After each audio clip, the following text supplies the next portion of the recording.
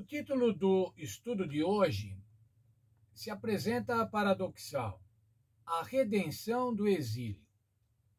Veja, a redenção é uma salvação moral, uma salvação religiosa, e o exílio é uma expatriação forçada.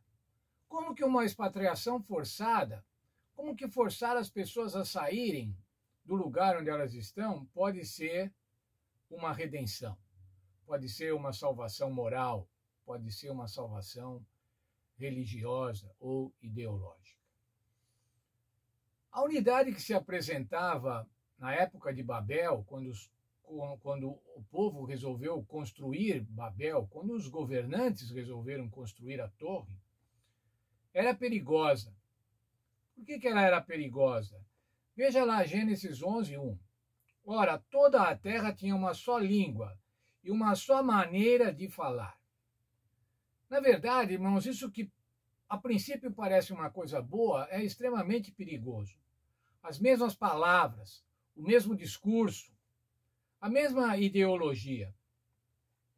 Os líderes de Babel, os governantes de Babel, eles queriam governar, unificar o mundo. Unificar o mundo para quê? Para que eles fossem os governadores absolutos.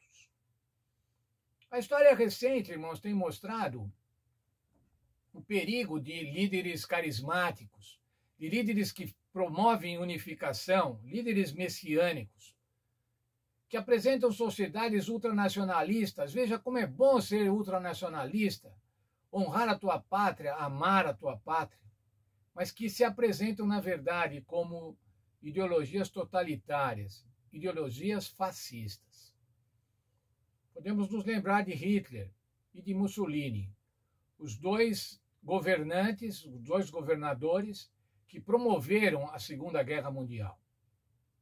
Hitler querendo implantar o Terceiro Reich, ditador do Reich alemão, o Império. Reich significa império, reino. E Hitler pretendia tornar-se o ditador, o rei, o imperador, na verdade, o imperador desse reino, o Terceiro Reich. Mas ainda Mussolini, o Duce, que também se colocava como condutor supremo da Itália. E ao se colocarem dessa maneira, irmãos, com discursos nacionalistas exacerbados, com glorificação do homem, com glorificação da unidade ou da raça, eles promoveram a Segunda Guerra Mundial. O que ocasionou a Segunda Guerra Mundial, irmãos? Quais foram os efeitos da Segunda Guerra Mundial? Só para falarmos de vítimas humanas, 40 milhões de vítimas humanas. 6 milhões de judeus trucidados pelos alemães, trucidado pelo governo alemão, que os tinha como perigosos, como diferentes. Então, irmãos, devemos tomar muito cuidado. O plano de Deus, quando disse frutificai, multiplicai-vos e enchei a terra, era justamente para evitar esses governos totalitários, para evitar essas unificações tão perigosas à humanidade. Ao distribuir as pessoas, os seres humanos, geograficamente na Terra, isso impediria ideologias de poder absoluto. Cada grupo social, cada tribo, cada grupo étnico teria suas próprias leis, amparadas pela lei de Deus, mas a maneira de atuar poderia ser diferente, deveria ser diferente entre si, devia ter diversidade. Vamos ver ainda o texto sobre Babel, Gênesis 11:4. Edifiquemos uma cidade e uma torre, cujo cume toque no céu. Façamos um nome, para que não sejamos espalhados sobre a face da terra.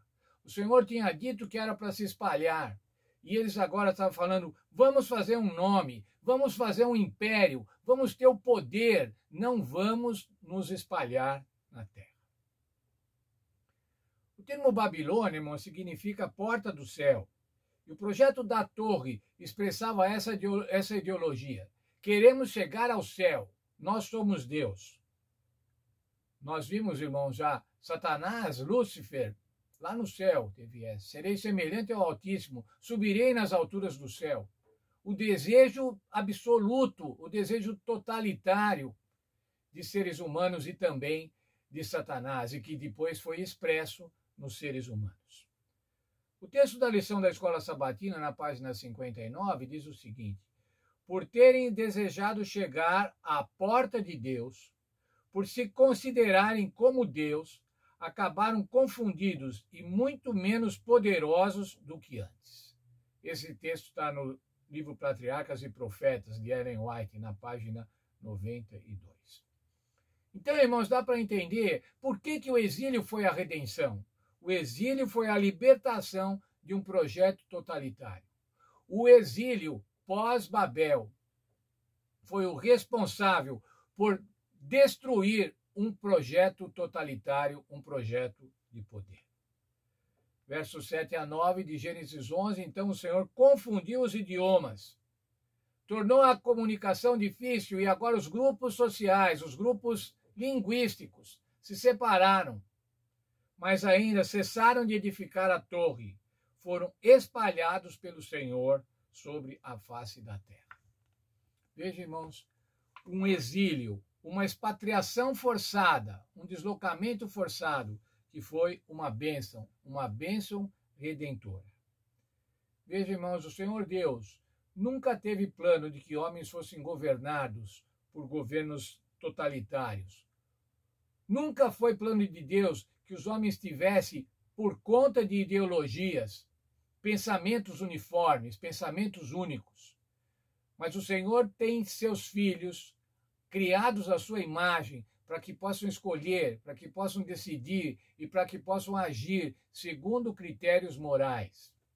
E Deus nos abençoe, irmãos, e que a gente seja muito alerta com relação a pretensas uniões, com relação a pretensas unidades que se apresentam como boas, mas que no fim podem ser projetos de poder religioso, projetos de poder político, projetos ditatoriais. E o Senhor não é esse o plano de Deus. O plano de Deus é que nós vivamos em liberdade de pensamento.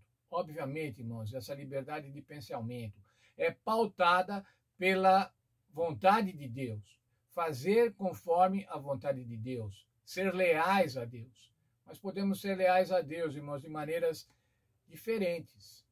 E o Senhor quer que seja dessa forma. Que Deus nos abençoe e que possamos ser absolutamente contra posições totalitárias, ideologias fascistas, ideologias que façam com que os seres humanos sejam diminuídos na sua capacidade moral, na sua capacidade ética.